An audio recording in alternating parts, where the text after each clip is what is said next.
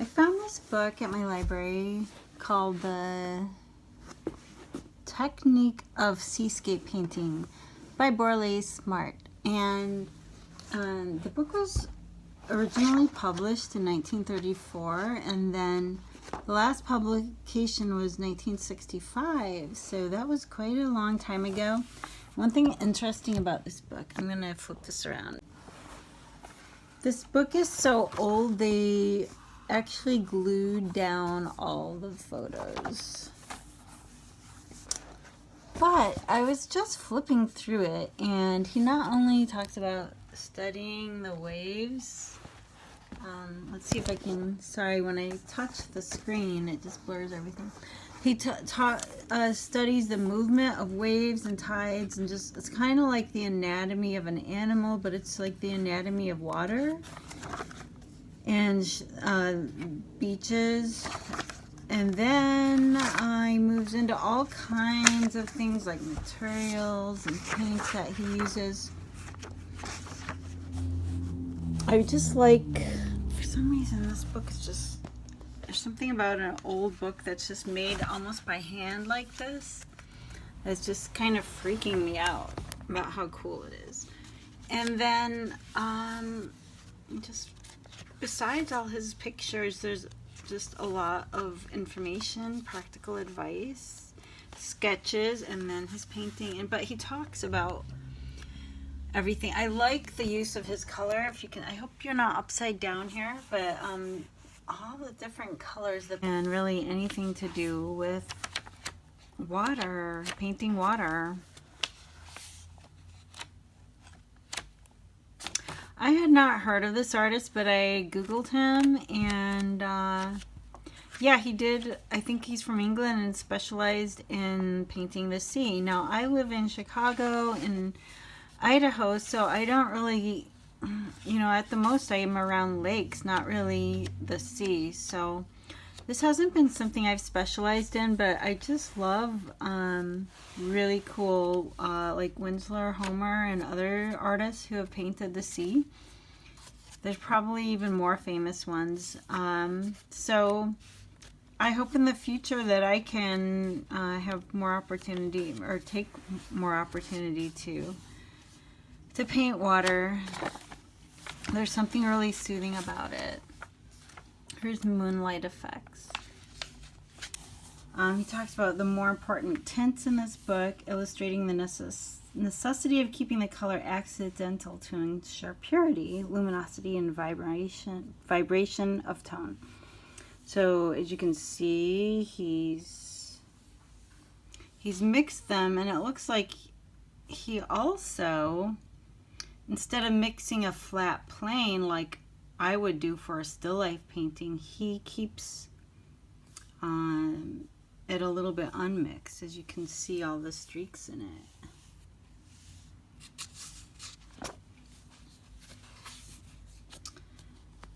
So there's a lot of information. I'm really excited to read this book in detail, and I was in Florida and took some photos of the beach. I don't know if that would work, but I can start with that. It would, I think, be more useful to actually be at the ocean to take advantage, but you got to start somewhere.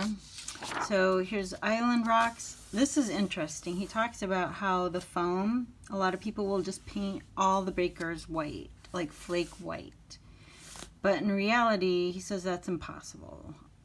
The farther back is going to be, you know, darker shade value and cooler, and up front it'll be lighter. He says if you hold a piece of white paper up, you can see the difference, and you can definitely see the difference. I really like how he adds pinks and colors you would not normally think of when you're painting a seascape. That to me just really makes them come alive. Here's an actual rainbow. And then even the sketches is a great way to start. And he talks about that, about composition, painting rocks under the water. He has some that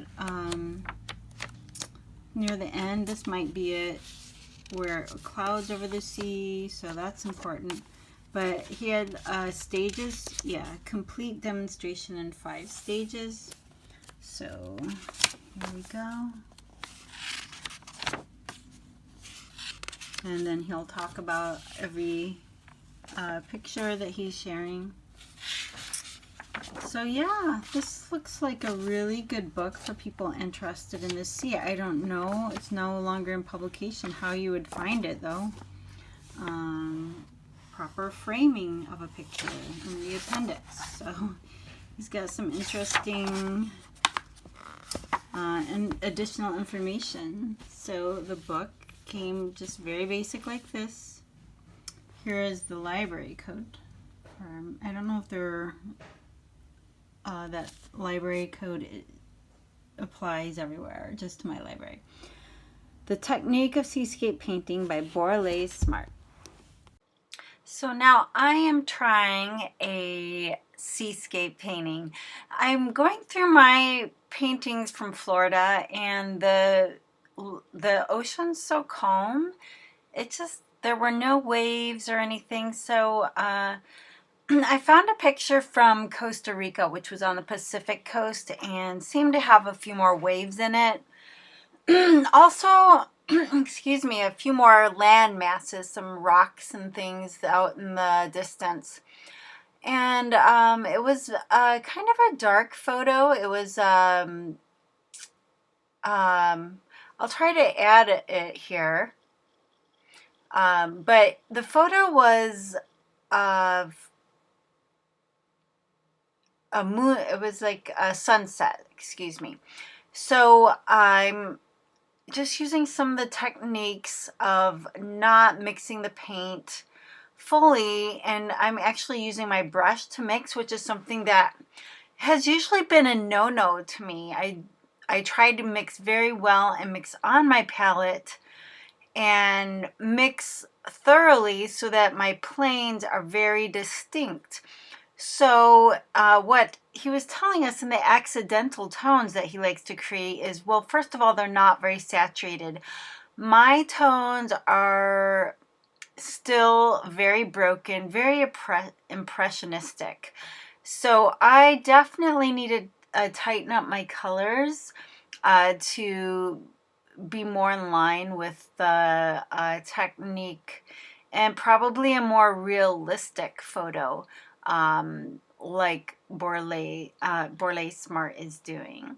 I mean, there's absolutely no reds, like there is the red in the sunset, but not in the water. So I'm definitely oversaturating and breaking the mixes more than Borlase probably would suggest. But I'm actually finding my painting quite charming, and definitely fits my personality of how I see the world. So I'm going to keep going with it, and it will be very interesting for me and maybe for you also if I continue with this, sharing this seascape work, of how it develops over time. And because it could go in so many directions. I think for anyone who's starting out, just it's very interesting to see that potential and what direction it's going to go in. I will say that from what I've read in this book by Borlase Smart, yes, he is in the UK, and so has a lot of opportunity to paint on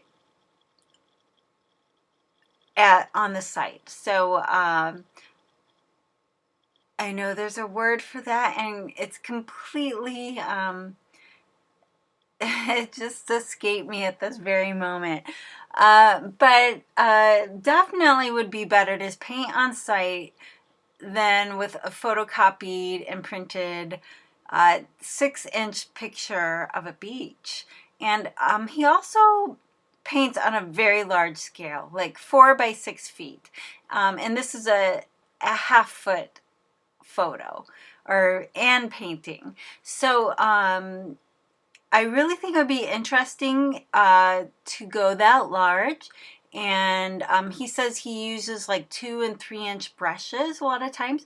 He uses bristle brushes. He doesn't use the sable because they just don't work with, they don't push the paint the way he needs it to for the sea. The sea has so much movement in it, and it just does not work. So he talks in great detail about, especially for being just written with some of his photos, he's very good at explaining himself and being very direct. It's really hard to miss what he's trying to say. At the meantime, the book is so informative. It's something that would be nice to have to go over because there's so much that he's saying. It's hard to remember it all at once, and a lot of it is information that needs to be put into practice to actually retain and get the benefit from. So there's a foreword in this book by Julius Olson who says, and I'll just read a little of that. I don't want to read all the copyrighted information, but I'm hoping I can just read some of that. As a foreword to this volume by Borlase Smart, how am I to express in words my admiration for his temerity in placing before us a treatise on the most difficult and complicated task that ever beset a painter?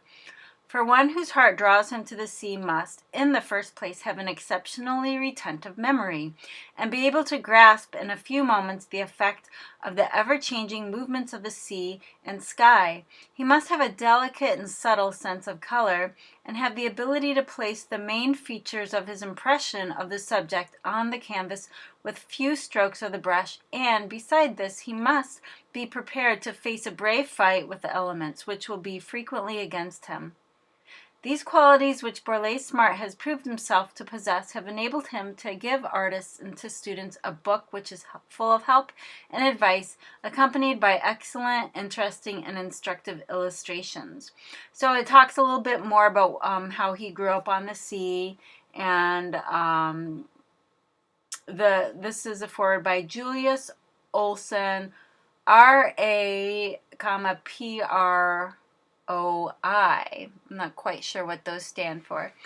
But, yeah, definitely a lot of information and just great photos that he has to go along with his examples and sketches to show. He goes into, like, the anatomy, like you would in the anatomy of an animal or human. The anatomy of a wave, the anatomy of foam patterns, the anatomy of the currents in the water and of rocks and hard structures. So also the composition is very important. So he goes into great detail in the book about composition.